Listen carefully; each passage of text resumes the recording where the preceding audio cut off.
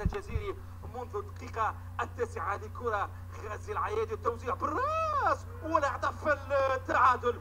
كرة هدف التعادل، العابدي يعدلها، العابدي يعدل الكفة. 1-1. شوف الصورة في 43 دقيقة لعب ثانية تحديدا، يعني الكرة توزيع غازي العيادي وعلي العابدي القناص المدافع المهاجم يسجل اولى اهداف الافريقي، او بالاحرى يعدل الكفه. 1-1 على فكري. ممكن يعني الافريقي.